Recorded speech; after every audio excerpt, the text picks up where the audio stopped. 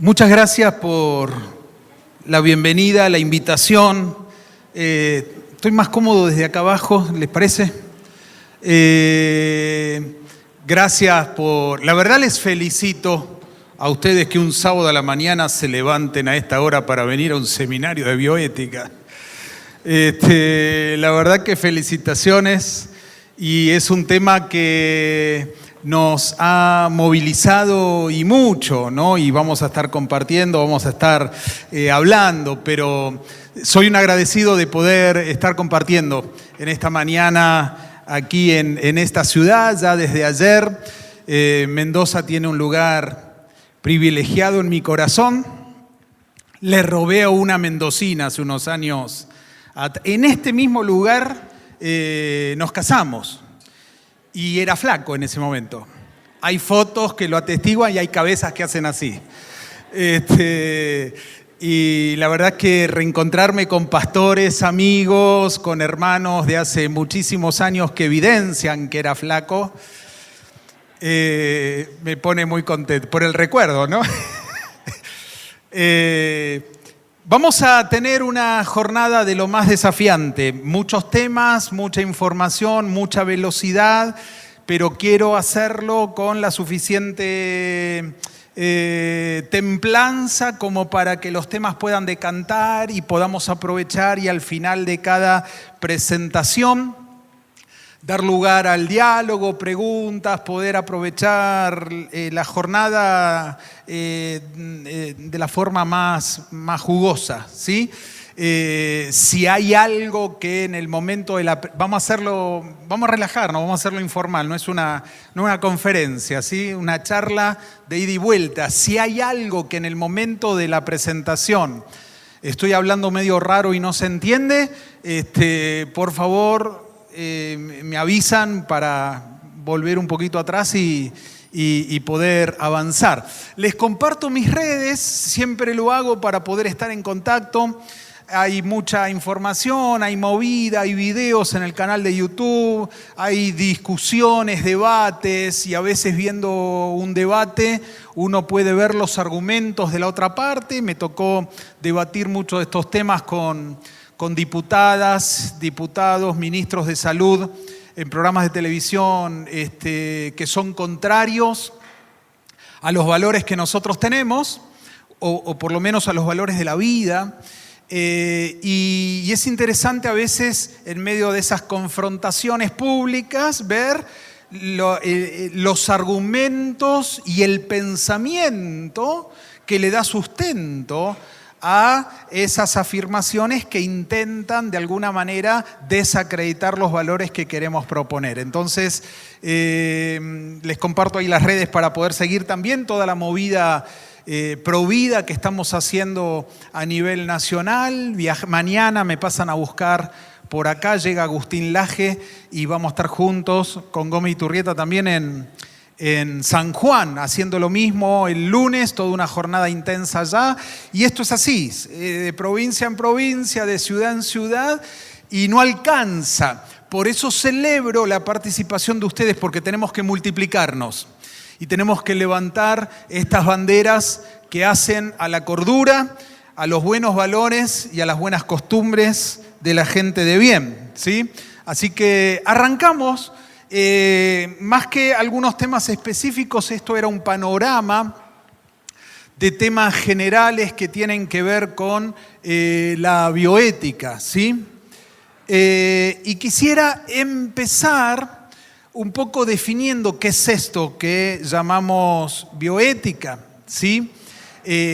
¿A qué nos estamos refiriendo cuando hablamos de bioética? Que es una disciplina... es un posgrado universitario, transdisciplinar, afecta a un montón de otras disciplinas, ¿sí? La palabra, puede ser que tenga imagen acá en ok. La palabra bioética precisamente tiene que ver etimológicamente con esa raíz, ¿no? Bio, vida y ética, que es una rama de la filosofía. Es una reflexión filosófica, ¿sí?, que tiene que ver con el estudio del comportamiento y las conductas del hombre acerca de todo aquello que tiene vida. Por eso cuando hablamos de bioética, no estamos hablando ni de religión, ni de dogma, ni de nada por el estilo. Estamos hablando de una disciplina científica, ¿sí? Se empezó a popularizar la palabra bioética en los 70 cuando comenzaron los primeros estudios de investigación en líneas de cáncer y lo hizo un médico americano. Pero en realidad estaba recordando en este tiempo, esto fue en la década del 70, estaba recordando que en realidad hace 2 años nosotros cumplimos 500 años de la Reforma Protestante. Pero en realidad el primero que usó la palabra bioética y la publicó en 1927 fue un pastor alemán. No un perro, un pastor protestante en Alemania publica la primer bioética, la primer publicación que se hace tiene que ver con la bioética global, no la bioética clínica, la bioética global, aquella disciplina que va a estar interesada en los problemas, en los dilemas que hacen al planeta. Por ejemplo, un ejemplo, la ética de la administración del agua. Ejemplo, el planeta Tierra es conocido como el planeta azul. La singularidad que tiene el planeta Tierra precisamente es el agua, facilitador de la vida. Ustedes saben que el 80% de todos los cuerpos vivos, fundamentalmente mamíferos, está lleno de agua. El componente básico es el agua. Sin agua no hay vida, no hay agronomía, no hay cosechas, no hay siembra, ¿verdad? El agua facilita, permite la vida. Qué curioso o qué sarcástico que en el planeta azul un gran porcentaje de la población no tiene acceso a agua limpia. Y no hay que irse muy lejos. Yo soy porteño desde que nací, hay que cruzar un poquito en el conurbano y hay gente, hay barrios enteros en toda la provincia de Buenos Aires que tiene agua de pozo, no tiene agua corriente, no tiene agua potable. Y ni hablar en muchas regiones, centro y norte del país, directamente no tienen acceso al agua. Y esto es tremendo porque estamos hablando de décadas y décadas y décadas donde la administración de los recursos básicos inherentes a la vida se hacen en forma inescrupulosa, sin ética y sin culpa. Y esto es un tema, estos son temas que tienen que ver con la bioética global, ¿sí?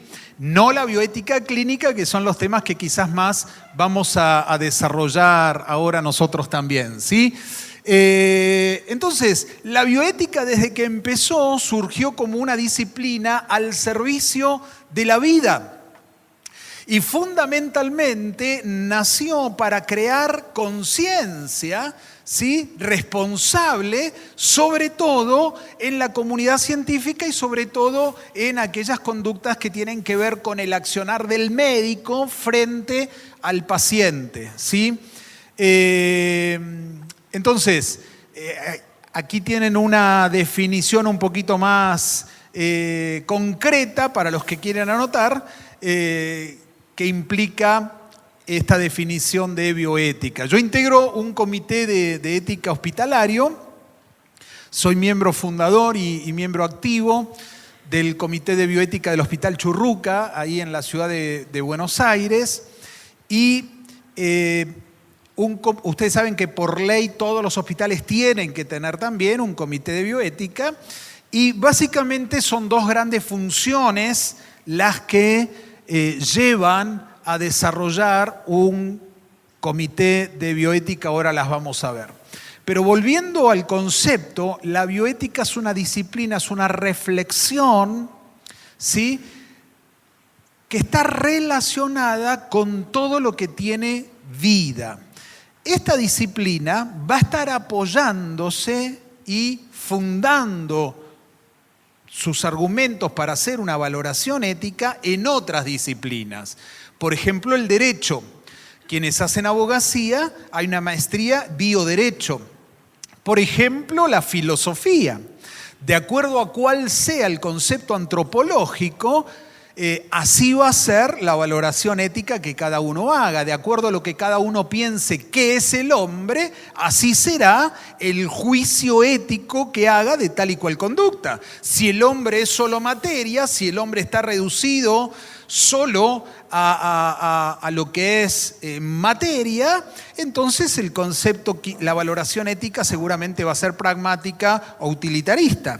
Si tenemos un concepto de un hombre con una dimensión psicológica, espiritual, por supuesto, la valoración ética va a ser mucho más allá de la anterior. De modo que la bioética tiene vínculos, se linkea con la biología, con la genética, con la medicina, con la antropología. ¿Quiénes pueden hacer bioética? Todo aquel que tenga un grado, ¿sí? Todo aquel que tenga un grado universitario puede hacer una maestría en este sentido porque linkea con todas las ramas y todas las disciplinas que hacen al hombre, que hacen a la vida.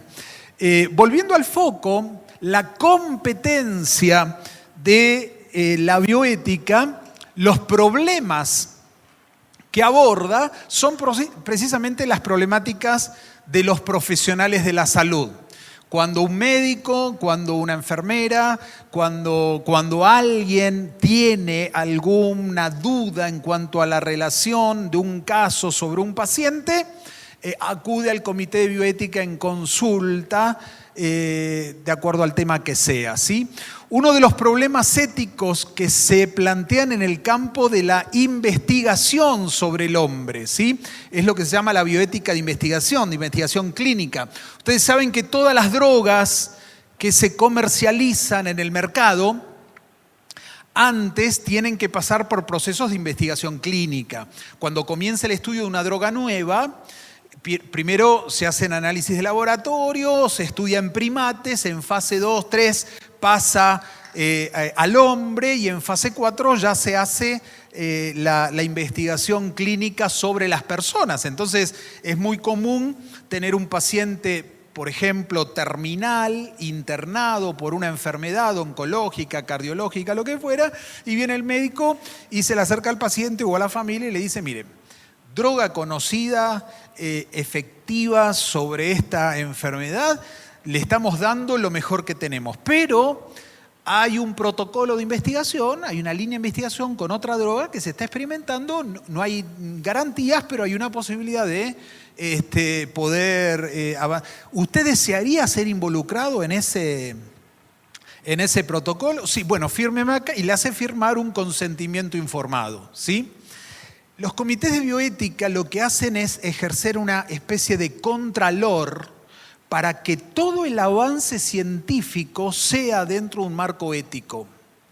Cuando se hace, la ciencia tiene como objetivo crecer, desarrollarse, probar hipótesis y frente a una hipótesis que se refuta, proponer otra, ¿verdad?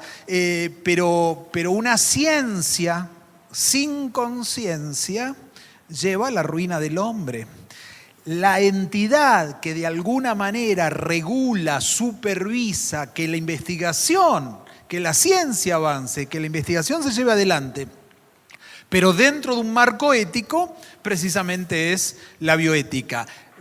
La resolución de un comité de bioética en los casos de investigación clínica es vinculante. Es decir, puede bajar el pulgar y se corta ese proyecto de investigación dentro del hospital. Pero el otro tema que ustedes lo tienen ahí en el punto C también, ¿sí? O A, todo lo que es bioética clínica no es vinculante, ¿sí? La opinión del comité de bioética es referencial, ¿sí? No es vinculante en los casos clínicos. Yo me acuerdo cuando empezamos con el comité, venían las consultas y se formaban expedientes porque una mujer con 4 hijos y al 5º embarazo quería pedir permiso para la ligadura tubárica. Y nos reuníamos y veía, y hoy eso ni se habla, ni se cuestiona. es un trámite, ¿no? Va avanzando y a nivel legislativo, que ahora vamos a hablar también, vamos a estar viendo esto. Pero, por ejemplo, los problemas sociales inherentes a las políticas sanitarias es lo que se llama la bioética institucional, ¿sí? El criterio que va a tener ese hospital, esa comunidad de salud, frente a ciertas políticas que va a ejercer, ¿no? Políticas de planificación familiar, control de la natalidad, etc. Recuerdo que nos llega al comité un expediente originado en la dirección del hospital para evaluar el caso de una mujer, Susana, que quería ser Marcelo. Entonces, ustedes saben que la ley ya está, esto es legal, todo el sistema de salud tiende a favorecer este tipo de cirugías, las cirugías de reasignación de género. Ayer comentaba, aprovechando que estaba ahí en la Cámara de Diputados, hablando un poco de políticas sanitarias, ¿no? Porque todo esto que uno lo ve en términos de bioética y en términos de salud, hay el poder legislativo que vota leyes para normatizar, facilitar o restringir que este tipo de acciones se lleven adelante. Si una mujer, por ejemplo, se mira en el espejo y se siente mal porque tiene pocos senos, micromastia, y la angustia y entra en depresión por esto, se siente mal y quiere ponerse prótesis. O al revés, una mujer que tiene mucho gusto y quiere hacerse una cirugía gigantomastia, reduciendo su tamaño, aún con las consecuencias y problemas que puede derivar en su cuerpo y en su salud. Si va al hospital, a un hospital público, para poder realizarse este tipo de cirugías, es una cirugía considerada estética y le van a invitar a retirarse del hospital porque no hay presupuesto para que se haga semejante cirugía, tiene que hacerla en el ámbito privado.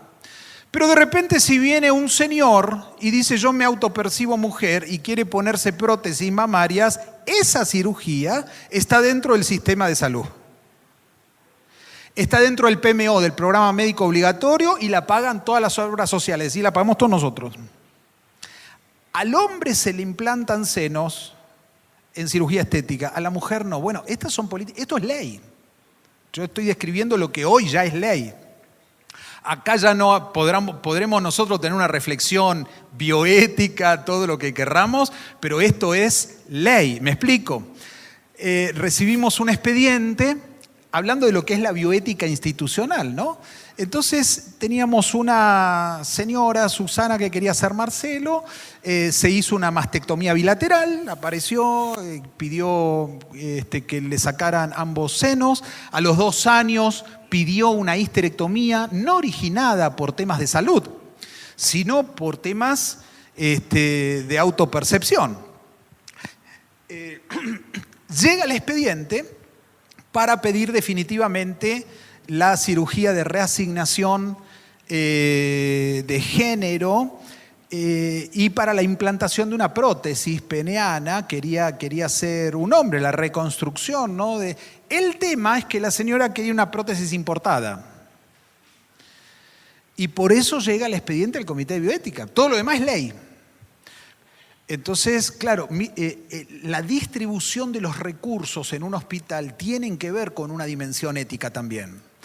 ¿A dónde vamos a estar invirtiendo? ¿Sobre qué patologías y en qué dimensión vamos a estar invirtiendo? Tenemos un abuelito quebrado esperando la prótesis de cadera, internado hace 2 meses para que el bendito PAMI le traiga la prótesis y hay que estar rotándolo para que no se escare, y de repente tenemos un expediente como esos que... entonces, ¿hay alguien profesional de la salud? ¿Hay médicos? ¿Alguien que está? Muy bien, muy bien. Son casos precisamente de todos los días. Y la dimensión ética es una dimensión que hace también a las políticas sanitarias y a las cuestiones que tienen que ver con la vida hospitalaria, ¿sí? Avanzo. El criterio ético fundamental que regula esta disciplina tiene que ver con el respeto al ser humano. Tiene que ver precisamente con descubrir cuáles son los derechos inalienables de las personas, los derechos fundamentales. Tiene que ver con valorar la dignidad de la persona, ¿sí? Avanzo. No quiero ahondar demasiado en los modelos, en los distintos modelos o la justificación epistemológica de ya es un ámbito más de reflexión filosófica y quiero avanzar porque hay muchos temas. Pero simplemente no puedo dejar de mencionar algunos principios básicos, por lo menos 4. La bioética principialista, que es la que va a sustentar uno de los principios, ¿no? Uno es el principio de autonomía. El principio de autonomía es el que afirma que las personas, ¿sí?, tienen que ser tratadas como agentes libres, independientes. Cada persona tiene autonomía para decidir sobre su vida, sobre su cuerpo. Tiene que ser considerada autónoma moralmente, cuya libertad debe ser respetada, ¿sí? Ese principio de autonomía que siempre estuvo, pero que a veces estuvo solapado en otra época, en este tiempo fue puesto en primera plana, ¿sí? ¿Por qué digo esto? Porque esto se contrapone a otro principio que en medicina estaba vigente en primer lugar hace unos años atrás, que era el próximo que voy a mencionar, ahora vuelvo, que es el principio de beneficencia. El principio de beneficencia no es tan reciente como el de autonomía y tiene su base en el mismísimo juramento hipocrático, ¿no?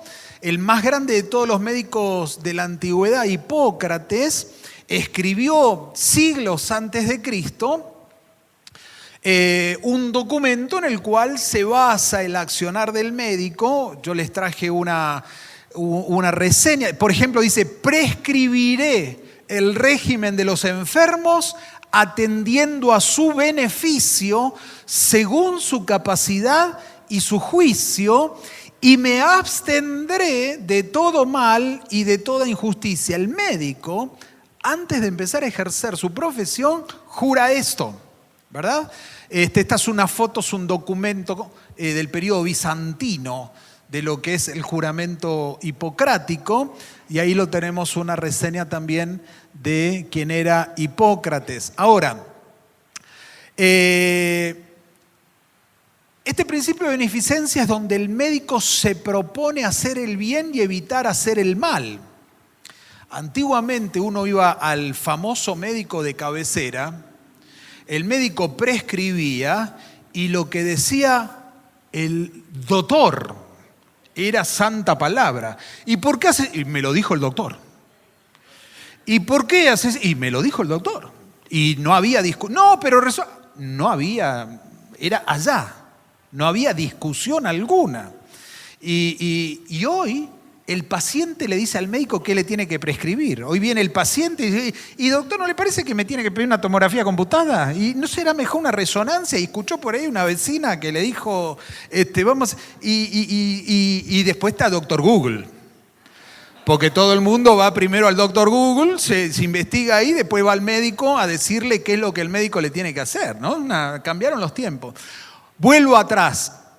El principio de autonomía es el que de alguna manera afirma que las personas, los individuos son autónomos para decidir. Y cualquier acción que cualquier profesional de la salud quiera prescribir, impartir sobre el paciente, tiene ahora que mediar un consentimiento informado. Antes, el médico indicaba algo y se hacía y se acabó. Ahora no.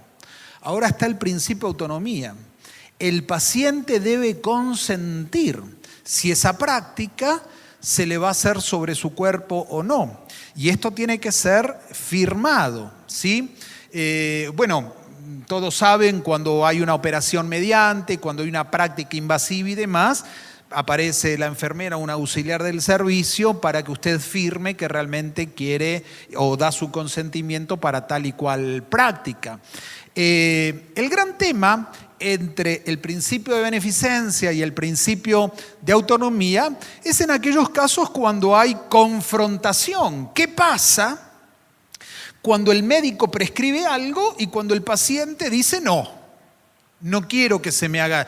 Nosotros teníamos ya, les hablo en la década del 90, ¿no? La década del 2000. Nosotros teníamos en el hospital, nos llegaban todos los casos de urgencia. Yo trabajo en un hospital de agudos, de emergencia, en el Hospital Churruca. Entonces nos llegaban pacientes que requerían transfusión y venían con la chapita de testigos de Jehová, ¿no? Y venían al comité de bioética, hicimos jornada, ¿no? La eritropoyetina, la fabricación de sangre, ¿no? El facilitar la propia producción de sangre y demás, pero frente a la urgencia no hay manera de poder avanzar en ese sentido. Pero en fin, lo que se hacía antes era, mirá, en la urgencia se transfunde y después que vaya a llorar al Salón del Reino. Sí. El paciente está ahí, se lo transfundía. O sea, empezaron a llover causas judiciales con realmente la sentencia de valorar la autonomía del paciente, y no había forma de que el médico pudiera, es decir, el médico incurre no solo en un error y en una mala praxis, sino que debe respetar. Y si no lo transfundo, y él no quiere que sea transfundido, y hagan todo lo posible, pero no tiene que ser transfundido. Entonces, a lo que voy es, se respeta el principio de autonomía por sobre todas las cosas, ¿no? Hago un paréntesis acá. Perdonen la desprolijidad, pero linkeo con algunas cosas que quizás hace 15 días salió publicado, fue tremendo. Me impactó fuertemente. Una chiquita de 19 años en Holanda solicitó la eutanasia, no sé si lo leyeron. Terrible, ¿no? Y vuelvo a esto, ¿no? Porque el principio de autonomía hoy, en esta época que vivimos, está por arriba quizás de los otros principios. Entonces, sea una chiquita absolutamente sana, 19 años, que fue violada en su niñez, adolescencia, y no pudo superar el trauma de esa crisis, ¿no? Y en su cuerpo, en su salud, estaba sana, pero ella no podía superar esto, y la vida no tiene sentido. Lamentablemente no tuvo el acompañamiento necesario para que pueda superar y sanar ese episodio. Y como en ese país es legal, pidió la eutanasia y el sistema sanitario la acompañó en su muerte. No, dice, qué tremendo estos temas, ¿no? Y ahora, autonomía. La autonomía llevada al extremo, ¿es bueno o es malo? Entonces, cabe la pregunta, hay que reflexionar mucho sobre eso, ¿no? Sí, es muy bueno que nadie pueda invadir tu cuerpo, mi cuerpo, sin que vos des tu consentimiento. Es muy bueno, pero uno se pregunta, ¿dónde está el límite? ¿O hasta dónde un sistema de salud tiene que respetar esa plena autonomía? Son preguntas que nos hacemos, ¿verdad? Primer principio de autonomía. Segundo principio de beneficio. Si no me responden, empiezo de vuelta. Tercer principio de no maleficencia. Es decir, el médico no solo se compromete a hacer el bien, sino que debe evitar hacer el mal. ¿Sí? Es inherente al anterior. Entonces, es el que impide hacer sufrir a los enfermos en forma innecesaria. ¿Sí? Hoy la medicina avanzó tanto, el grado de desarrollo que tiene la biotecnología, la ciencia, hace que a veces se impone a los pacientes una terapia a la cual lo que hace es extender su agonía frente a un diagnóstico terminal y este principio tiende a evitar el encarnizamiento terapéutico, ¿verdad? El hecho de poder evitar hacer el mal, evitar el sufrimiento, ¿sí? Y la verdad es que cuando yo me acuerdo una secretaria ahí en el hospital, una señora que durante más de 25 años hizo un deporte extremo, ¿no? Fumaba 3 atados por día. Vivía nebulizándose con tabaco permanentemente, ¿no? Y bueno, la consecuencia fue clara. Terminó con un cáncer que empezó en la garganta, le bajó el esófago y terminó en todo el tracto digestivo. Y su jefe, que era el jefe de cirugía, empezó a operarla. Hizo como 5 o 6 operaciones cortas. Y era terrible. Y siempre que pienso en esto me acuerdo de esa señora pobre le tocó ser secretaria del jefe de cirugía. Entonces, cuando se instala un diagnóstico que uno sabe es terminal, esa acción que lleva a hacer cirugía tras cirugía tras cirugía, sabiendo que va a ser poco el éxito en comparación, la eficiencia y rendimiento, ¿no? En esa terapéutica me llama a traer otra vez a la memoria este principio de no maleficencia, ¿no? Abstenerse intencionalmente de realizar acciones que puedan causar daño o que puedan perjudicar a otros. Lo que se trata es de no perjudicar al otro. Este principio va de la mano, por supuesto, con el principio de beneficencia, ¿no? Es decir, el médico está llamado a hacer el bien. Curiosamente, bueno, ustedes saben, le explico rápido, pero todo el contexto vivido el año pasado y demás hizo que tuviéramos que meternos en algunas cuestiones que tienen que ver con el sistema de salud y la defensa de valores en el país. Y estoy siendo candidato a diputado nacional por mi ciudad, en la ciudad de Buenos Aires, en estas elecciones. Y tercero en la lista está me dejaron primero en la lista de diputado nacional, tercero está el doctor Leandro Rodríguez Lastra. El médico de Chipoleti, pero que es porteño, nació en Buenos Aires y por eso lo tenemos allí. Un médico que en su primera instancia fue condenado a 2 años de prisión, es excarcelable, pero a 3 o 4 años de inhabilitación en su matrícula médica. ¿Qué hizo el médico? ¿Cuál fue el delito? Ejercer bien la medicina. Es decir, hacer el bien y evitar el mal.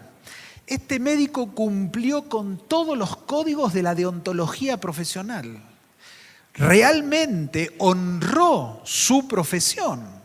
Un médico, para ser médico, en el mejor de los casos, hace medicina en 6 años. Cuando un médico obtiene su grado, se da cuenta que no sabe absolutamente nada. Salió de la medicina sin saber tomar el pulso. Tiene que ir a un hospital y hacer una residencia. Tocogineco lleva 4 años, es decir, 10 años como mínimo para empezar realmente a desarrollar su profesión como especialista. Por desarrollarla bien, hoy vivimos en un marco ideológico donde condenaron a un profesional de la salud por negarse a matar al hijo en el vientre de su madre. De ideología vamos a hablar después de este marco ideológico, vamos a hablar después del break del almuerzo. Me voy a dejar el último bloque a la tarde para hablar de esto. Pero este es el clima en el que estamos, por eso resalto estos principios, ¿no? Son principios básicos en la medicina, pero vivimos en una coyuntura y en un contexto donde tenemos que tener en cuenta esto. Y el otro es el principio de justicia. Y entre todos los principios bioéticos, Quizás este sea el más complejo de definir o por lo menos de aplicar, darle a cada uno lo que le corresponda, ¿sí? Y poder actuar en este sentido con este principio de justicia en la redistribución de los recursos. ¿Cómo redistribuimos los recursos? Los recursos son limitados, los recursos son finitos y uno quiere hacer el bien a la mayor cantidad de personas posible. Pero bueno, también cuando uno ejerce decisiones y está obligado a tomar decisiones, tiene que tener presente también este principio. Esto es lo que tiene que ver con la ética institucional y con el caso que les planteaba, ¿no?, de estas decisiones en cuanto a qué políticas sanitarias uno va a estar desarrollando, ¿sí? Avanzo rápido. Cuando se opone quizás el principio de autonomía choca con el principio de beneficencia, quizás ahí habría que estar apelando al principio de justicia para ver de qué manera poder resolver una situación, ¿sí? Cerré el primer bloque.